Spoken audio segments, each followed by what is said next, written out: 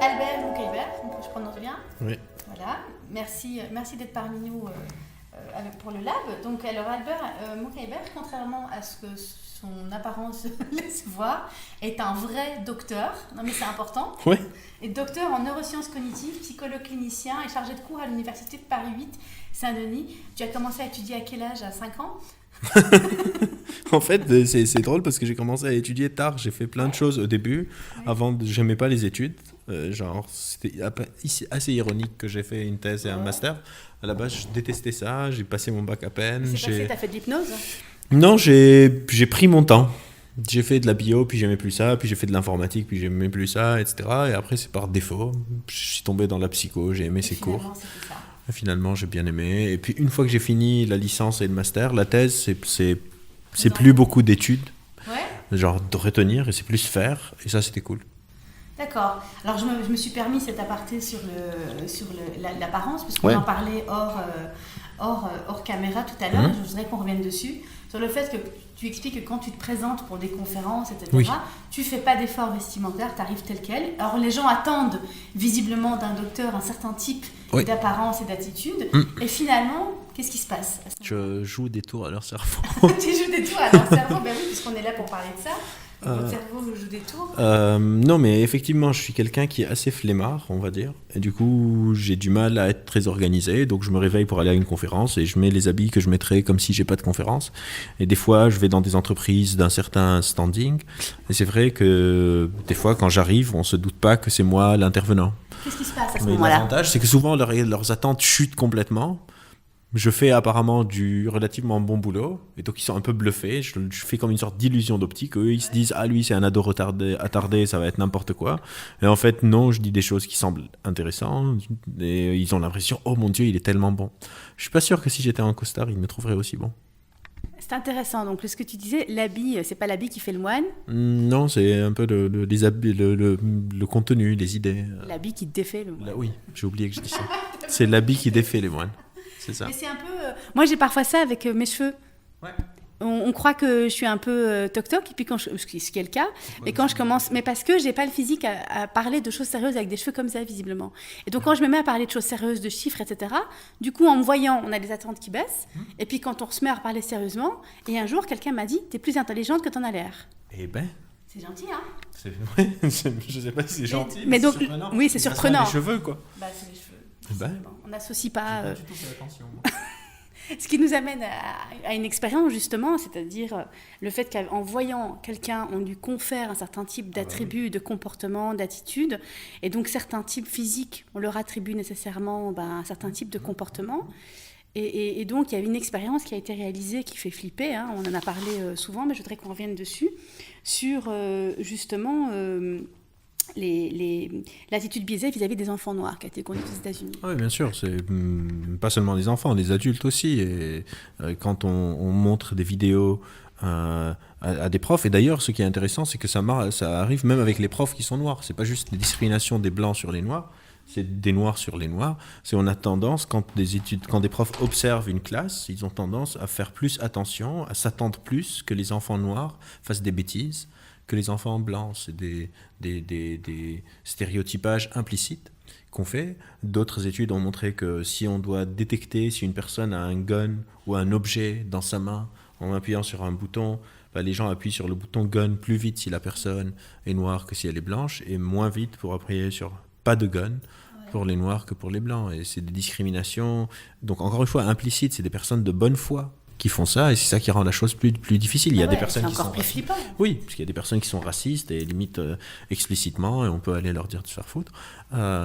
Mais ça, c'est des personnes qui sont plutôt de bonne foi. Encore une fois, ça peut être des noirs sur des noirs, et c'est la même chose pour les femmes. Des femmes qui discriminent contre les femmes, qui ne vont pas leur donner un projet parce qu'elles considèrent qu'elles vont moins bien faire leur travail, etc. Et c'est assez flippant. Et donc on est nombreux à subir, malgré nous finalement, ce biais? Tous. Tout le monde? D'un certain pourcentage, oui, parce que les biais, c'est pas binaire, c'est pas où j'ai le biais, où j'ai pas le biais, mais c'est un certain pourcentage. On a tous certaines discriminations, certaines formes de suppositions qu'on fait sur les autres. Bien sûr, c'est nécessaire pour fonctionner. C'est juste que là, on se concentre sur des cas où c'est de la discrimination claire, mais des fois, parce que c'est quoi le stéréotypage? C'est regrouper ceux qui se ressemblent dans des groupes pour mieux aborder le monde.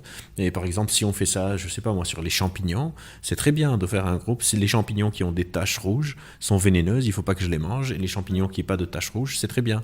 Quand c'est pour les champignons, c'est cool. Quand c'est sur la couleur de peau des humains, c'est moins cool. Mais en fait, c'est ce que tu expliques, c'est que notre cerveau n'a pas évolué assez vite par rapport à l'évolution. C'est-à-dire quand on regarde à l'échelle de l'évolution, nos réflexes sont bons. Ouais. C'est juste que notre mode de vie a tellement évolué en si peu de temps, donc à l'échelle de l'évolution, finalement, on a des biais qui sont assez terribles. On reviendra tout à l'heure sur la façon dont on peut en tout cas, au moins les voir venir et les identifier. Hein, je pense. Comment on appelle cet effet? On peut revenir dessus? L'effet de... L'effet de stéréotypage, le fait d'attribuer certaines catégories... c'est un biais de stéréotypage. C'est le biais de stéréotypage, ça s'appelle comme ça. Comme ça, on se couche moins bête. Ouais. Alors, je vais lire un extrait qui m'a beaucoup plu, ouais. Et je vais te demander de le commenter. C'est la fable du renard. Moi, j'adore les fables, hein, donc voilà. Certains, un renard gascon, d'autres disent normand, mourant presque de faim, vit en haut d'une treille, des raisins mûrs apparemment et couverts d'une peau vermeille. Le galant en eût fait volontiers un repas, mais comme il n'y pouvait atteindre, ils sont trop verts, dit-il, et bons pour des goujats. Fit-il pas mieux que de se plaindre? Donc c'est de La Fontaine. Oui. Alors, est-ce que tu peux commenter ça? C'est La Fontaine qui, pour rendre à César ce qui appartient à César, qui paraphrase une fable d'Ésope de l'Antiquité, donc ça remonte à encore plus loin. Donc c'est pour le redire avec un français plus courant, c'est un renard qui veut manger des raisins, il n'y arrive pas et du coup ils disent qu'ils sont pas bons, alors qu'il ne les a jamais goûtés. Et ça, c'est ce qu'on appelle la réduction de la dissonance cognitive. C'est que des fois, quand on n'a pas quelque chose, même si on n'arrive pas à le toucher, on va lui changer sa valeur. Et cette expérience a été refaite avec des enfants, avec une même manière. On prend des enfants, on les met dans une salle avec plein de jouets, on leur dit quel est votre jouet préféré, ils choisissent un jouet préféré, on leur dit vous pouvez jouer avec tout ce que vous voulez sauf ce jouet. Et après, on leur demande maintenant quel est votre jouet préféré, et ce jouet qu'ils n'ont jamais touché, il descend dans la liste, juste parce qu'ils n'ont pas réussi à le toucher. Et on a tout le temps, souvent tendance à faire ça, quand on dépasse un rejet amoureux. Je suis amoureux de quelqu'un, cette personne ne veut pas sortir avec moi, je vais me dire de toute façon, elle n'était pas si géniale que ça. On a besoin de ces changements de valeur qu'on donne aux choses pour qu'on puisse fonctionner. On appelle ça la réduction de la dissonance cognitive, et c'est un des piliers du fonctionnement de comment on évalue les choses, comment on leur attribue des valeurs et comment on module ces valeurs selon est-ce qu'on les a, est-ce qu'on les a pas, etc. On n'est jamais objectif en fait, hein. Face à une déception, quelque chose qu'on ne peut pas avoir, on ajuste en permanence en fait. Ce serait catastrophique si on était objectif. C'est vrai? Oui, pourquoi? parce que imaginez que donc, ce renard, il veut ses raisins et il les a pas, il reste bloqué en attendant de les avoir. Il meurt de faim. Ah, c'est terrible. Ouais. L'objectivité, en fait, ce serait un drame. L'objectivité est un drame. Je pense que ça, c'est super important. Donc là, c'est une façon vraiment d'ajuster cette tension et de fonctionner, tout simplement. Alors, j'aimerais bien qu'on parle aussi de l'effet Franklin. Ça m'a beaucoup fait rire. Alors, l'effet Franklin, c'est Benjamin Franklin, donc c'est nommé en hommage à Benjamin Franklin, qui décrit un effet très similaire dans son autobiographie. En gros, on a tendance à croire qu'on est sympa avec les gens qu'on aime bien. Mais en fait, c'est plutôt l'inverse. On aime bien les gens avec qui on est sympa. Donc si tu me demandes maintenant de te faire un service et j'accepte, je vais te trouver un peu plus sympa. Parce que si tu n'étais pas sympa, pourquoi est-ce que je t'aide? On doit justifier a posteriori le comportement. Si je t'aide, c'est que tu es sympa. Sinon, pourquoi est-ce que je suis en train d'aider quelqu'un qui n'est pas sympa? Et ça, c'est quelque chose qu'on n'a pas tendance à croire, parce que c'est un peu à l'envers. Donc si par exemple, c'est vrai, est-ce que tu peux venir m'aider pour mon déménagement ce week-end, et je sacrifie entre guillemets mon samedi pour venir t'aider, c'est que tu es vraiment cool. Pourquoi est-ce que je vais sacrifier mon week-end pour quelqu'un qui est pas cool? Et du coup, beaucoup de gens utilisent ça comme une technique de manipulation. Je vais te demander des faveurs que tu vas accepter pour que tu m'aimes un peu plus. Et donc c'est ce qui s'est passé avec Franklin. C'est comme ça qu'il a renversé finalement une tendance avec quelqu'un qu'il détestait. En gros, Franklin avait un opposant politique très très farouche, et c'est Franklin qui le raconte dans son autobiographie. Il dit qu'il s'en vantait sur rien, et un jour il sait que cette personne avait une bibliothèque avec des livres très rares, donc il lui écrit une lettre en mode « Est-ce que tu peux me prêter ce bouquin ?» La personne accepte, parce qu'elle ne va pas lui dire non. Franklin prend le livre, attend quelques jours, le lit peut-être ou pas, je ne sais plus, puis il lui envoie une lettre en lui disant merci beaucoup pour ce livre, etc., etc. Et la fois d'après qu'ils se sont vus au Parlement, ils ne se sont pas rencontrés, et pour la première fois, il n'y avait pas d'animosité, parce qu'ils ont décidé de parler du livre, et Franklin raconte qu'à partir de ce moment, ils se sont liés d'amitié qui a duré jusqu'à leur mort. Et encore une fois, c'est parce que la personne et Franklin se disent pourquoi est-ce que je suis en train de demander quelque chose de quelqu'un qui est un salaud, et l'autre personne qui dit pourquoi est-ce que je suis en train de prêter mes livres pour quelqu'un qui est un salaud aussi. Si je lui prête mes livres, c'est qu'il est probablement pas si mauvais que ça. Et donc on met à jour notre logiciel d'évaluation de la personne et de nos opinions. Mais c'est là que c'est dangereux alors, c'est que ça peut influer nos opinions parce qu'on a un lien. Donc on n'est même pas objectif dans nos opinions politiques. Là, on approche des élections en Belgique, on est en plein dedans d'ailleurs, des campagnes politiques. Donc tous les liens qu'on pourrait créer avec les personnalités politiques pourraient influer finalement sur notre vote et la façon avec laquelle on considère même ces idées. C'est ça en fait l'idée. C'est pas pour elles influent. Et c'est pas une mauvaise chose, encore une fois, c'est pas une mauvaise chose. L'important, c'est de comprendre comment est-ce qu'elles sont en train de se déplacer pour être sûr que je suis au courant des opinions que je suis en train de former et que je sois pas juste en train de m'exposer au hasard, quelque part, ou aux manipulations des autres. Mais oui, je ne pense pas que je suis en train de découvrir, de réinventer la roue. La religion, ça marche sur ce principe. Les partis politiques, ça marche sur ce principe. Les équipes de foot, toute forme d'allégeance, c'est quelque part des récits qu'on se raconte pour justifier pourquoi mon allégeance est bonne et l'autre est mauvaise. Et d'ailleurs, il y a une expérience qui a été menée peu de temps après, justement, sur des opinions politiques. Donc, on montrait, corrige-moi si je me trompe, mais donc, on montrait des personnes qui faisaient, des personnalités politiques qui faisaient des erreurs, des contradictions, et on les montrait à des gens qui étaient d'un camp ou d'un autre.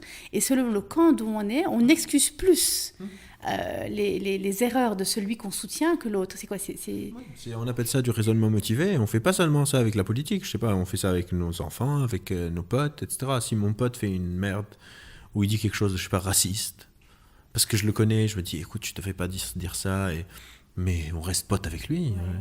Alors que si quelqu'un que je connais pas dit un truc raciste ou une personnalité ou quelque chose, je me dis, lui, c'est un sale raciste, c'est quoi ça, cette connerie? Parce qu'on n'a pas de lien avec lui. Parce qu'on n'a pas de lien, parce qu'on n'a pas un raisonnement, on appelle ça un raisonnement motivé. J'ai pas de motivation pour lui trouver des portes de sortie. Après, ça veut pas dire que tout se vaut, que toutes les formes de rationalisation sont la même chose. C'est pas la même chose rationaliser une idée xénophobe ou raciste et rationaliser un droit au vote pour les femmes. C'est pas du tout la même chose. Il faut pas tomber dans les fausses équivalences. Mais la dynamique derrière peut se ressembler pas mal. Alors justement, on en revient à la rationalisation, à la raison, tu cites Descartes aussi. Je reprends un extrait, mais je juge que ce sont des vrais hommes par la seule puissance de juger qui est en mon esprit, ce que je croyais voir de mes yeux.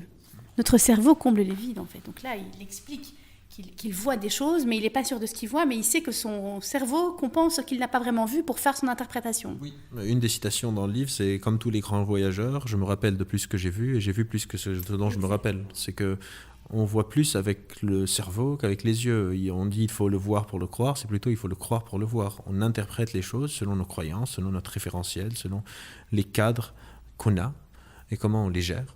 Et ça influe énormément sur comment est-ce qu'on perçoit la réalité, quelles histoires on se raconte vis-à-vis de ça. Oui, parce que même, vous dites qu'il y a une catégorie d'aveugles qui sont sûrs qu'ils voient. Ah oui.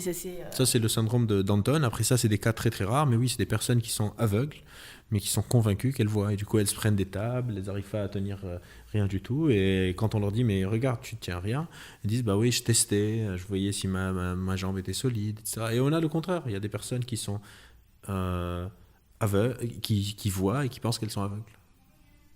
C'est la cécité. En fait, elles ne voient pas vraiment. C'est un peu plus compliqué dans ce cas-là. Mais elles peuvent faire certaines tâches comme si elles voyaient, mais sinon, consciemment, elles ne voient rien. Impressionnant. J'aimais bien je fais peut-être une conclusion un peu hâtive et je pense que tu vas reprendre, mais si on croit ce que tu lis, ce que je lis, ce que j'ai lu, je vais y arriver. Si j'en crois ce que tu lis, je lis, tu as écrit. Mon cerveau qui s'emballe. Et c'est aussi probablement que je commets un biais en interprétant ceci, puisque j'ai tendance à fonctionner de façon intuitive, même si je pense qu'il faut un petit peu faut remettre voilà, il n'y a pas l'intuitif ou le rationnel, mais en gros il vaut mieux prendre une décision rapide et imprécise que précise et trop longue. Ça dépend des situations. Je savais qu'il dirait ça. Ça dépend des situations. Il y a des fois, si par exemple moi je suis un joueur de jazz et je veux faire un solo au saxophone, il vaut mieux que je fasse ça intuitivement, rapidement, sans trop réfléchir, pour que je puisse y arriver. Si je vais réfléchir où est-ce que je veux faire maintenant, quelle note, etc., je ne vais pas réussir. Par contre, si moi, j'ai jamais joué au saxophone, j'ai jamais fait du jazz, et tu me donnes un saxophone et tu me dis, vas-y, fais confiance à ton intuition, fais-nous un solo, je vais juste vous casser les oreilles. Donc c'est important de savoir quand est-ce que je peux me fier à ces intuitions ou à ces fonctionnements rapides, et quand est-ce que non, j'ai besoin de ralentir et de prendre le temps de réfléchir et de m'assurer de ce que je suis en train d'avancer. C'est intéressant, ça veut dire... Mais il y a aussi quelque chose qui me travaille un peu, c'est qu'on compare intuition et rationalité, et j'ai l'impression qu'on les oppose, et parfois même ce qu'on appelle l'intuition est en fait quelque chose de très rationnel, c'est juste que peut-être qu'on analyse suffisamment vite les informations à force, parce qu'on porte en nous un patrimoine génétique de milliers, et puis on a notre expérience à nous, et puis on porte avec nous, nos cellules savent, et donc c'est un calcul en fait, c'est juste qu'il est trop rapide pour qu'on en ait conscience. Est-ce que je me trompe en disant ça ? Un peu. C'est-à-dire, le mot intuition est un mot très chargé, c'est que pour qu'on puisse en parler, il faut qu'on puisse définir c'est quoi. Et donc, selon chaque personne qui nous entend, qui nous regarde, le mot intuition va faire un écho chez lui qui est très différent. Ce sur quoi je suis complètement d'accord, c'est que opposer intuition et rationalité, rationalité et émotion, émotion et intuition, et tout ce triptyque, c'est complètement artificiel. Souvent, ils fonctionnent tous de la même manière. Après, c'est pas inintéressant, quand j'ai une intuition, de me demander est-ce que j'ai derrière une raison de croire pourquoi est-ce que je devrais lui faire confiance. Donc, si on reprend l'exemple du joueur de jazz, il a une intuition, il sait quelque part qu'il a mis des heures de travail à s'entraîner, et donc il sait qu'il peut lui faire confiance. Si moi je vais dans une nouvelle ville où j'ai jamais été, et intuitivement je me dis mon hôtel c'est par la droite, c'est pas une très bonne façon de faire, je vais probablement me perdre, et c'est pas très cool. Et donc je dirais que c'est important, mais aussi ça marche pour la rationalité, ça marche pour l'émotionnel. Parce que des fois, ma rationalité m'induit en erreur. Il n'y a pas de hiérarchisation des choses. Mais c'est important de me demander au moins des fois, est-ce que j'ai mis le travail nécessaire sur ce que je suis en train d'intuitiver, au lieu de le croire juste comme ça, pour argent comptant, à l'aveugle. Mais ce qui est une intuition, parfois, n'est pas vraiment une intuition. C'est juste un calcul très rapide d'une situation parce qu'on a appris à force. Donc si je sais que j'ai appris, tant mieux. Et donc ce qu'on appelle intuition n'est pas toujours une intuition en fait. C'est pour ça que j'ai dit le mot est très chargé. C'est que souvent c'est effectivement des apprentissages où j'ai mis... Encore une fois, un pianiste qui joue intuitivement, on dit c'est un virtuose, etc. Mozart, on dit c'est un virtuose. On oublie que ces personnes ont souvent passé des milliers d'heures d'entraînement pour réussir à avoir cette intuition fantastique. Même Einstein, quand on lui disait tu es un génie, genre tu as intuitivement tout réseau, etc., ça l'énervait profondément parce que quelque part, ça dénigre tous les efforts de travail qu'il a mis, comme si en mode oui, tu es un génie, donc pour toi c'est facile, alors qu'il en a bavé. Oui, mais c'est ça, c'est comme si on disait que c'est un don du ciel, alors qu'en fait, on en bave. Beaucoup de travail. On va terminer sur une notion qui m'aime beaucoup plus, c'est celle du pseudo-profond bullshit. Oui. J'aime bien ça. Alors ça, c'est le mal du moment aujourd'hui avec tout ce qui est un peu développement personnel, inspiration, genre conférence inspirationnelle, détox, positive attitude, tout ça, j'appelle ça la dictature du bonheur, où on va dire des phrases qui veulent rien dire ou pas grand-chose. Ce qu'on peut inventer hier, j'en ai inventé une qui est très sympa, genre soyez les héros que vous voulez rencontrer. Ça veut absolument rien dire, ça a l'air cool. Je l'ai inventé comme ça, sur la route. Par erreur. Et c'est des phrases qui semblent porter des sagesses très profondes, mais en fait, c'est juste des platitudes. Et plus on y pense, et plus on remarque que c'est des platitudes, et du coup, il faut juste pas y penser. Il faut accrocher ça avec un coucher du soleil sur son bureau, et comme ça se passe bien. Et le problème de ces courants, c'est que donc on se réfugie dedans, et que quand ça marche pas, on a tendance à croire que c'est nous le problème. On ne dit jamais, en fait, c'est juste du bullshit, c'est pour ça que ça marche pas.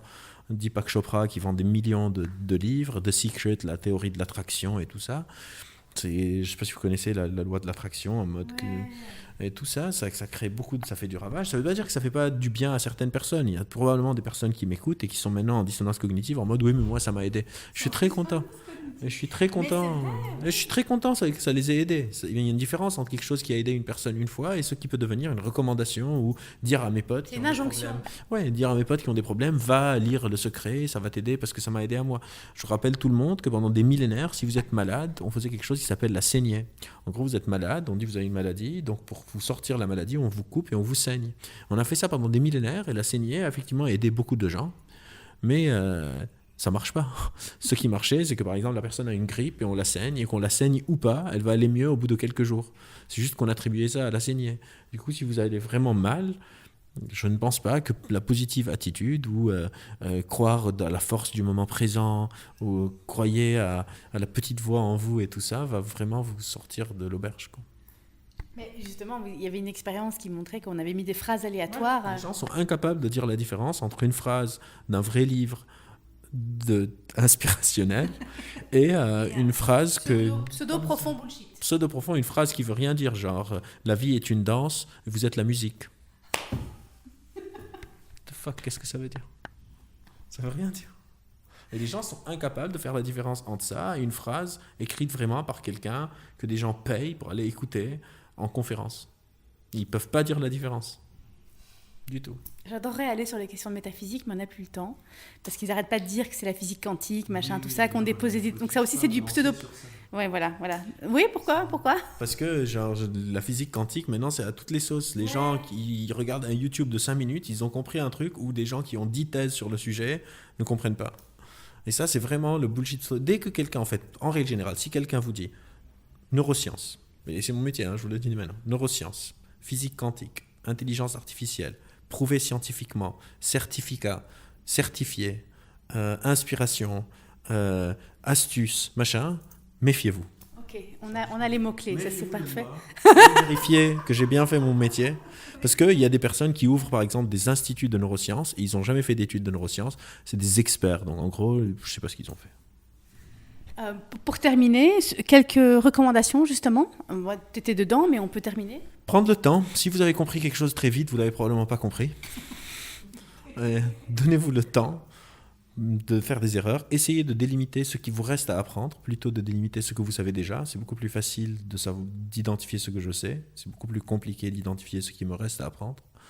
Oui, c'est expliqué, ça. Il y a une espèce d'euphorie là. Au début, on croit qu'on connaît, puis après, il y a la chute vertigineuse. Exactement. On est en pic de confiance. On appelle ça l'illusion de connaissance. Avec très peu d'informations, on pense qu'on a tout compris. Et c'est qu'en creusant plus qu'on commence à prendre conscience qu'en fait, pas du tout. Et on est un peu déprimé. Et c'est important de passer par cette phase où je suis en perte de confiance de moi-même. Confrontez-vous aux autres. Essayez de détecter les erreurs dans votre propre raisonnement, que chacun s'occupe de sa propre raisonnement, qu'on arrête de s'occuper des raisonnements des autres, ce serait vraiment super. Si on peut commencer par là, ce serait génial. Merci beaucoup Albert Moukaïber. Donc c'est votre cerveau vous joue des tours à la réédition. Si vous repérez est-ce qu'il y a un truc chelou dans la couverture, faites-nous signe, montrez-le en commentaire. Merci beaucoup. Merci. Merci beaucoup.